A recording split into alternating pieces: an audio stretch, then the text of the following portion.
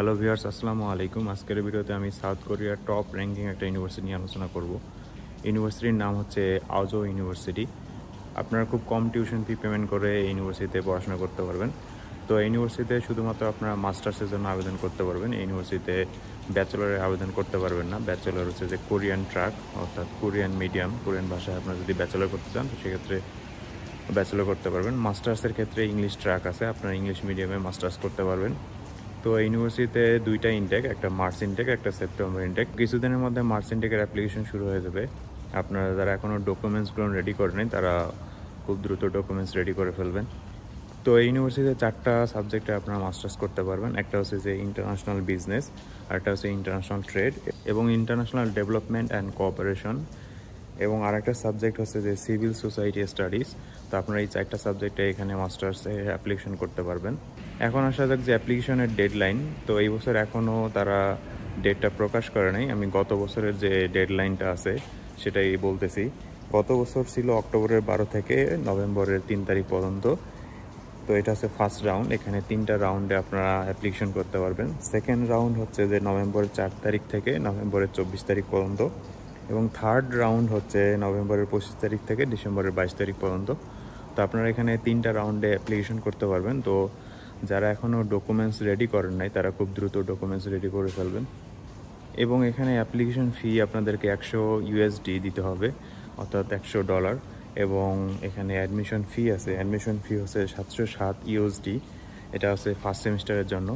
এরপর যে বিষয়টা সেটা হচ্ছে যে স্কলারশিপ। তো আপনারা এখানে 50% স্কলারশিপ পাবেন, এবং যে 4টা সাবজেক্ট আছে 4টা সাবজেক্টের উপরে আপনারা 50% স্কলারশিপ পাবেন।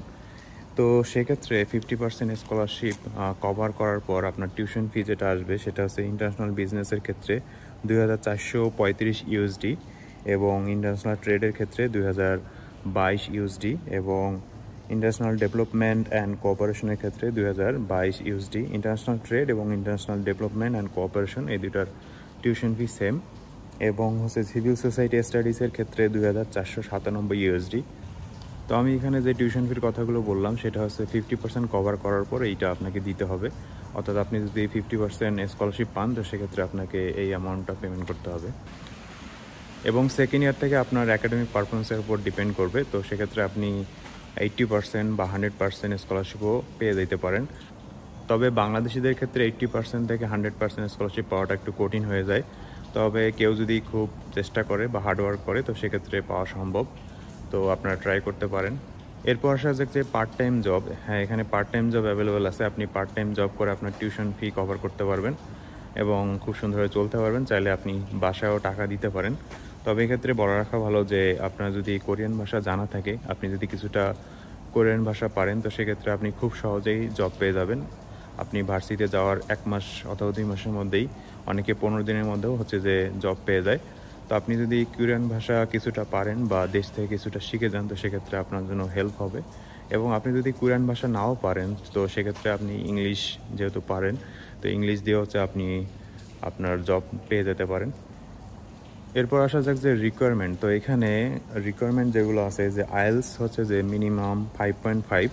তবে এইটা হচ্ছে যে অনেক আগে ছিল 5.5। এখন যেহেতু কম্পিটিশন বেড়ে গেছে, সবাই কোরিয়াতে যাচ্ছে বা এই আজও ইউনিভার্সিটিতে অনেকেই টার্গেট করে থাকে যে এই ইউনিভার্সিটিতে পড়াশোনা করবে, কারণ এই ইউনিভার্সিটির টিউশন ফিটা অনেক কম। তো আপনারা চেষ্টা করবেন যে 6.5 অর্থাৎ 6+ রাখার। আপনি যত ভালো আইএলস স্কোর রাখবেন তো আপনার অ্যাডমিশন পাওয়ার পসিবিলিটি তত বেড়ে যাবে। এবং আপনার আইএলস স্কোর এখানে যতই হোক না কেন, 6.5 বা এর বেশি হোক না কেন, আপনি এখানে 50% স্কলারশিপ পাবেন। স্কলারশিপের ক্ষেত্রে আপনি 50%ই পাবেন ফার্স্ট ইয়ারে। এরপর আপনার জিপিএ এবং সিজিপিএ। আপনার জিপিএ এসএসসি এবং এইচএসসিতে 3.5 থাকলেই হবে। আমি আবারও বলতেছি যে এসএসসি এবং এইচএসসিতে 3.5 থাকলে হবে। এবং আপনার যে ব্যাচেলরের সিজিপিএ সেটা হচ্ছে যে 2.8, এটা হচ্ছে মিনিমাম।